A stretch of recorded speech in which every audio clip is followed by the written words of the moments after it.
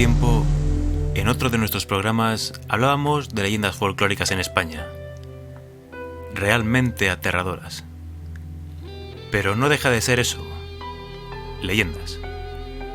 Leyendas cuya raíz tiene lugar en esos pueblos, lugares cubiertos por un halo de misterio, dándose la mano con el más allá. Pero existe una gran lista de emplazamientos dispersos por toda España que albergan maldiciones. Maldiciones que asolan edificios, lugares o pueblos enteros. Y seguro que conoces muchos. Y hoy vamos a hacer un repaso por 5 de esos lugares y tal vez con alguno te sientas identificado o tal vez te llame la atención. Deimos, por favor, ¿algo que decir o quieres empezar ya nuestro viaje? Sí. Vamos a empezar ya por Barcelona, en el Hospital del Tórax. Existen lugares similares en España, como el Preventorio de Aguas en Busot, en Alicante. Es un lugar que yo personalmente no he visitado, pero mi madre sí que estuvo allí y siempre cuenta que aquel lugar tiene algo aterrador por todo el dolor, el sufrimiento que concentra, por no hablar de la soledad y el aislamiento al que estaban sometidos los enfermos de tuberculosis por aquella época. Claro, porque no podían salir del hospital, claro. Claro, sí, es que era como un pueblo solo para tuberculosos, que no admitían visitas, pero verdaderamente reducidas, controladas. Este lugar, que se construyó durante la Guerra Civil Española, aún hoy está frecuentado por supuestos sucesos paranormales, como la aparición de una misteriosa dama blanca y otros entes del más allá, según reportan algunos investigadores. El Hospital del Tórax de Barcelona, que es el que nos ocupa, es un lugar que tenía el mismo objeto: albergar y curar enfermos de tuberculosis y otras enfermedades del aparato respiratorio. Pero aparte de ese sufrimiento de los enfermos que allí habitaban, lo que hacía realmente terrorífico este lugar era la cantidad de suicidios que albergaban sus paredes. ¿Suicidios? Sí, sus suicidios superan a cualquier otro hospital de todo el país.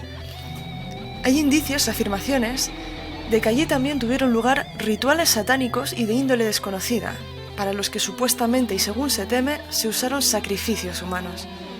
Entonces, este hospital esconde muchísimo más que simples enfermedades. Es decir, tal vez usaban a los enfermos para, como acabas de decir, objetivos muchísimo más oscuros. Sí. Pero eso es una aberración. Sí, esto sin duda es una realidad aberrante que ha sumido este lugar en las sombras.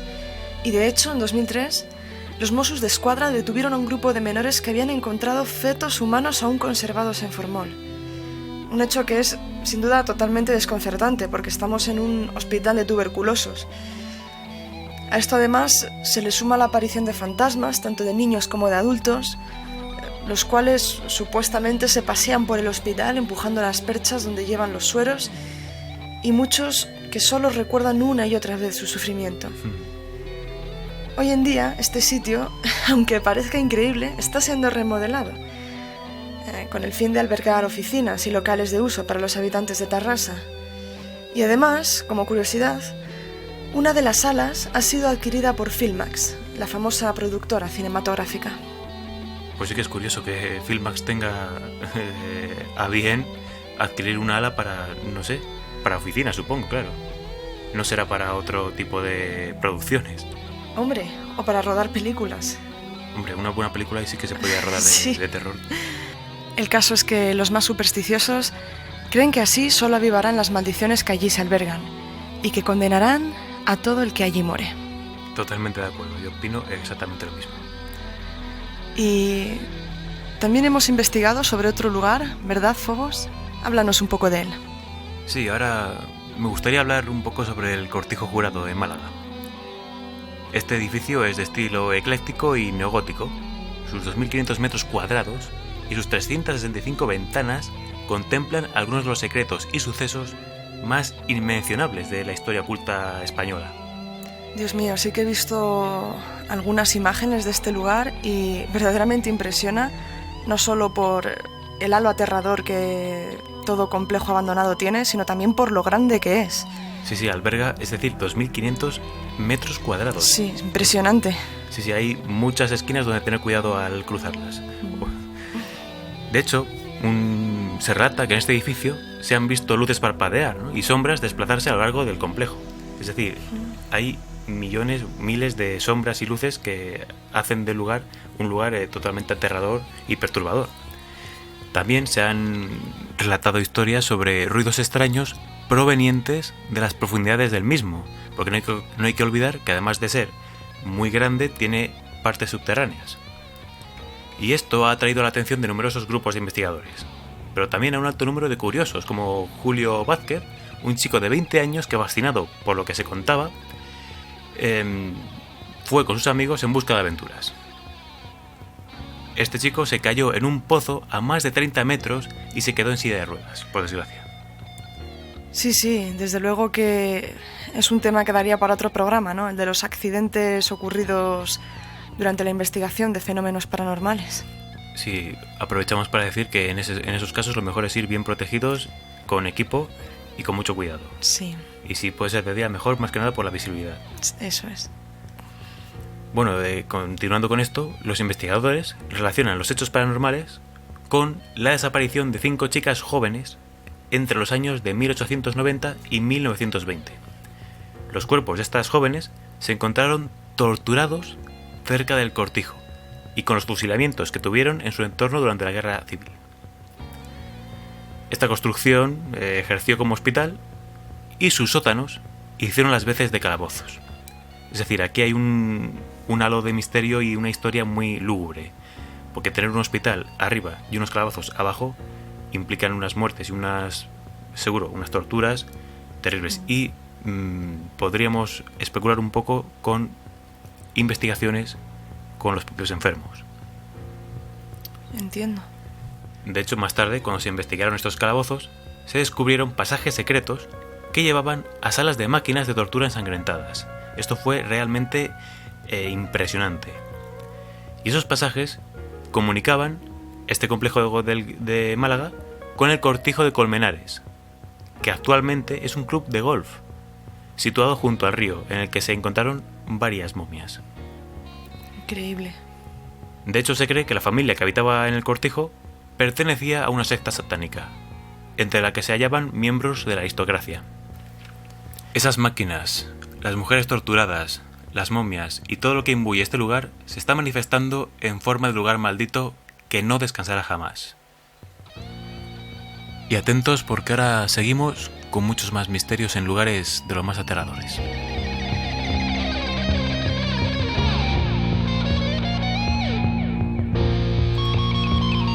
Y continuamos nuestro recorrido por Cataluña, donde parece ser que el misterio ha encontrado su hogar. Nos desplazamos hasta la Mussara, en Tarragona, uno de los pueblos más enigmáticos de todo el país. Este pueblo está completamente abandonado y es considerado maldito por muchos expertos en estas lides. Este pueblo tiene un sinfín de peculiaridades. En primer lugar, su misteriosa y espesa niebla. Esto nos podría recordar un poco al pueblo de Silent Hill. Sí, además existen testimonios de personas que allí se han visto envueltos por la niebla. Han vagado por ella sintiendo que no estaban allí y se han encontrado de nuevo en el mismo sitio, pero pasadas varias horas, cuando para ellos solo pasaron escasos minutos. Atentos, porque he dicho esto de Silent Hill un poco así de broma, pero es que es exactamente, o es muy similar a lo que pasa en esa historia. Sí, pérdida de la noción del tiempo. De la ubicación. Sí. Entonces nos encontramos ante la posibilidad, como afirman muchos, de estar ante una puerta dimensional, de las cuales existen otras en España, pero esta parece tener características especiales dada la gran cantidad de personas desaparecidas en este lugar. La razón de su total abandono no está totalmente clara. Por un lado se piensa que tuvo algo que ver la filoxera, que es una plaga que afectaba a los viñedos. Sin embargo, también se juntan otros hechos como ritos satánicos, brujería, maldiciones y otros asuntos escabrosos. Además de haber dado la mano al más allá, también ha tenido relación con el espacio exterior, pues es cuna de encuentros con ovnis. Varios testigos han afirmado ver luces extrañas que salen y entran al interior del pueblo desde el cielo. Y otras personas afirman haber tenido encontronazos con seres humanoides altos y muy delgados. Fijaos, porque luces extrañas, es decir, antes también hemos hablado de luces que salían dentro del otro lugar maldito que hemos dicho en Málaga. Cortijo Jurado. El Cortijo Jurado, exactamente.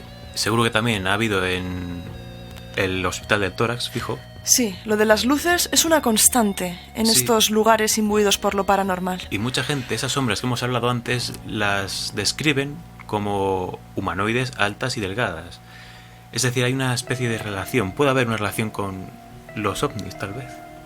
Pues quizás sea así. A todo esto, y como corazón del misterio, se añade la leyenda de que existe una roca en uno de los caminos, la cual es el portal real hacia otra dimensión. Supuestamente, quien la pisa pasará a ese sórdido plano del que se cree provienen todas las desgracias que asolan al pueblo. Curiosamente, donde se encuentra esta roca supuestamente ultradimensional, este emplazamiento se conoce como el nombre de Vila del Sis, que en castellano significa la Villa del 6. Y este número 6, como sabemos, se atribuye al demonio, y por tanto se asocia a este pueblo como una entrada al propio infierno.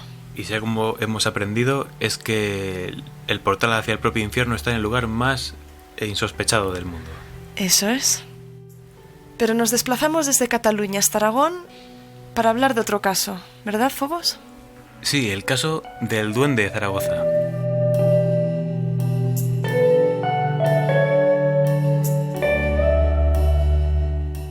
Este caso la verdad es que es muy curioso, ha llegado a oídos de muchos países, de hecho es famoso en Europa. Y debemos aclarar que esta leyenda no es atribuible a un duende como tal. ¿No? ¿Y entonces a qué se debe su nombre? Pues a que se creyó que era un duende por lo burlón que era, al principio por lo menos. Cuéntanos, Fobos. Este ser que perpetró los sucesos paranormales era un ente intangible, que nadie llegó a identificar ni siquiera a visualizar de una forma, como podemos decir, un duende, ¿no? Que sabemos que son pequeñitos y con orejas puntiagudas, ¿no? Sí, supuestamente. Pero se la bautizó como duende porque fue la primera palabra que les vino a la cabeza en aquel momento a los que escucharon o sufrieron esos sucesos paranormales. Pues ese ser, como he dicho antes, tenía aires dantescos y burlones. Todo esto empezó una noche en la que empezaban a oírse risas lejanas y murmullos dentro de una de las casas de Zaragoza. Los inquilinos de la misma no le dieron importancia absoluta, pero cada noche empezaban a ser más nítidas y más fuertes, y seguramente mucho más perturbadoras. Pasó el tiempo y otro día, cuando una de las muchachas que allí vivía cerraba la trampilla del fogón, la propia dueña del piso pudo oír un chillido varonil que se articulaba con un ¡ay! De dolor, y que a continuación exclamaba «María, ven». Las mujeres salieron despavoridas y pidieron auxilio. Vamos, nadie habría reaccionado de otra manera. Desde luego, es un hecho realmente escalofriante. Tras relatar lo sucedido a todos los vecinos que por allí había, el lugar fue un punto de reunión para parapsicólogos e investigadores, incluso de la policía. Llegaron a verse sumergidos en este asunto hasta las propias autoridades, así que serio tuvo que ser. Curiosamente, otra de las veces que se manifestó fue cuando uno de los inquilinos apagaba la luz de la cocina al irse, y este oyó de nuevo la voz que decía «Luz, que no veo». Esa voz provenía de la hornilla de gas nuevamente, con lo que se apodó, a ese ser como el duende de la hornilla. La voz seguía atormentando a la familia, hasta que uno de los oficiales de policía, harto de los rumores, quiso entrevistar con este ente, ¿no? Quiso entrevistar al ente. ¿Realmente un policía se entrevistó con un ente paranormal? Sí, y además la entrevista fue la siguiente, porque la hemos podido obtener, fue la siguiente. A ver, ¿qué decía? El policía, primero habla el policía, ¿no? Y después, pues, contesta el duende, esa es la dinámica. De acuerdo. El policía dice, ¿quién eres? ¿Por qué haces esto? ¿Quieres dinero? No. ¿Quieres trabajo?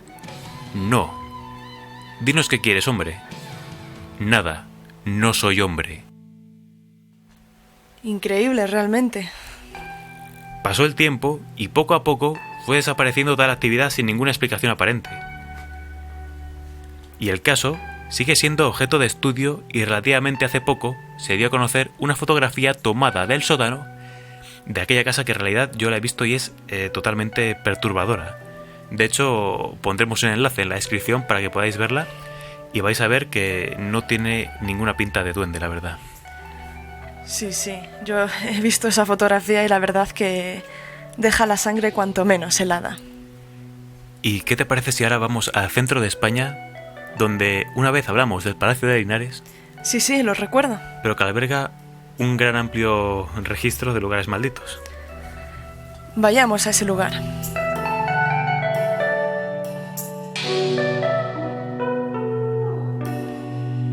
Además del Palacio de Linares, como ha dicho Fobos, Madrid alberga muchísimos enclaves malditos donde ocurren sucesos inexplicables. Uno de ellos, y el que ocupa el primer lugar de nuestra lista, es el Baúl del Monje, un anticuario situado en la calle Marqués del Monasterio que empezó a experimentar este tipo de sucesos a finales de los años 90. Según Noel, que era el propietario del anticuario, lo más habitual es que los objetos de este sitio se caigan, seguidos de ruidos sin justificación alguna. Otras veces se ven figuras pasar y tirar las antigüedades. De momento esto parece, como siempre, las constantes de los sucesos paranormales. Pero síguenos contando a ver en qué se diferencia este lugar del resto. Pues te cuento, Fobos. Al parecer, el grupo de investigadores EPTA y otros expertos no tardaron en personarse allí y estudiar el lugar. Aclaramos que este sitio ya de por sí está envuelto en un aura que transporta a épocas desgarradas, con matices de todas ellas. Noel narra cómo al poco de abrir estos sucesos se convertían en el pan de cada día. Cuenta que las lámparas empezaban a tambalearse solas y que los adornos cristalinos que de ellas colgaban aparecían en distintas habitaciones. Incluso él llegó a ver cómo saltaban de la propia lámpara. También los grifos se abrían y se cerraban a su antojo, y el propietario tenía que mentir a los clientes diciendo que era el ayudante que estaba en el baño. También se relata que se podía oír como vajillas rompiéndose, y cuando ibas a la fuente del sonido no había nada raro, no había nada roto. A veces surgía un olor putrefacto y, de la misma forma, este hedor se transformaba en un olor a rosas increíble. Y hablando de olores, también se habla sobre un olor a pelo quemado que salía de los armarios. Bueno, esto que acabas de relatar es alucinante. Sí, pero es que además los sucesos fueron aumentando en frecuencia y violencia. Noel, el propietario, cuenta que adquirieron un velón, el cual se encendía solo. Una especie de cirio. Exacto. Y también narra que tiró una cabeza de carnero porque parecía que cobraba vida. A veces aparecía en otros sitios a su antojo y también juran que a veces berreaba de forma tétrica. ¿La cabeza? La cabeza, sí. Como tenían muchísimo miedo, como es normal, la tiraron a un contenedor y a la mañana siguiente la cabeza estaba en la puerta del local. Desde ese día la tienen escondida a buen recaudo. Sí, mejor. Tras estos sucesos, que lo comentaron a sus allegados, empezó a llegar gente al local y muchas noches las pasaban allí para comprobar en sus propias carnes si ocurría algo. Vamos, se convirtió en un punto turístico, casi. Sí, en un punto de encuentro para los fans de lo paranormal. Y una de las noches que allí estuvieron, vieron cómo unos vasos salieron despedidos contra unos bustos romanos. Otra noche vieron cómo un extraño humo, salía de una de las dependencias de la tienda. Fueron y encontraron la cabeza de una muñeca con una parte de la frente quemada sin que hubiese fuego en ninguna parte. Muy extraño todo. Incluso varios clientes fueron testigos de los inquietantes sucesos en el local en plena luz del día. Vamos, este es uno de los casos de los que más testigos hay. Sí, desde luego. Sin embargo, parece ser que finalmente los sucesos fueron desapareciendo, hasta que nada más atormentaba al dueño y a los trabajadores de esta tienda. Afortunadamente. Sí. Parece ser que estos sucesos, además, tienen una posible explicación, Fobos. Cuéntanos. Aparentemente, antes vivía en este lugar un abogado que murió a causa de un incendio que provocó un cigarrillo que estaba fumando en la cama antes de dormirse. Los parapsicólogos aseguraban que este lance no tenía nada que ver, pero los testimonios de los vecinos del local aseguran oír por las noches ruidos y charlas como si alguien estuviese trabajando. Vamos, que posiblemente se trate de que el espíritu de este abogado esté por allí todavía danzando. Eso parece ser. Pues por hoy hemos acabado este aterrador, alucinante e impactante viaje por rincones de toda España. Sí, por rincones malditos de nuestro país.